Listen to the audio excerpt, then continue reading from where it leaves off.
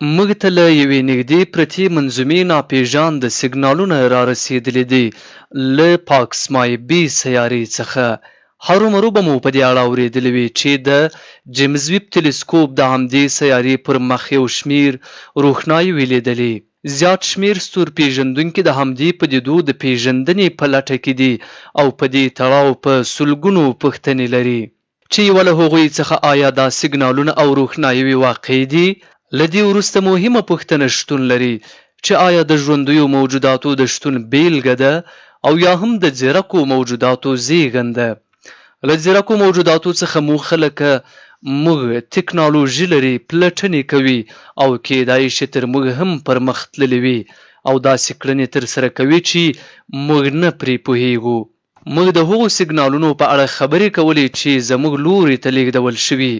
پوهانو دا ثابته کړې چې همدا سیګنالونه زموږ اړوند نه دي او په بشپړ ډول له نورو منظومو څخه راغلي دي. پوهان له هر ډول ځواکمنو تلسکوپونو څخه په ګټې اخیستنې هڅه کوي چې د همدې روښناییو اصلي مرکز په نښه کړي. خو دا سیګنالونه په ډېرې شونتیا له پاکسمای بي څخه تر موږ را رسېدلي دي. له بده مرغه زموږ تلسکوپونه د همدې سیارې د سطحې د لیدلو وړتیا نه لري. حتی د جیمز ویب تلسکوپ چې د نړۍ تر ټولو ځواکمن تلسکوپ دی تر اوسه په دې نه دی توانېدلی چې د همدې تولید شویو وړانګو او سیګنالونو اصلي سیمه څرګنده کړي. په همدې سربیره ځینې نښې شتون لري چې په همدې سیارو کې موږ د ژوندیو موجوداتو د شتون په اړه لا ډېر باوري کوي.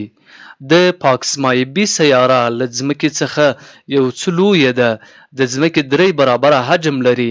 د همدې سیارې په یوه برخه کې تل شپه او بله برخه کې یو ورځ وي او په ډېرې شونتیا ځیرک موجودات به د همدې سیارې په تیاره برخه کې ژوند کوي تر څو له ګواښونکو وړانګو څخه خوندي پاتې وي. له سپیس انفارمیشن سره اوسئ. موږ مو د فضا له ډګره له کره او باوري معلوماتو څخه خبرو.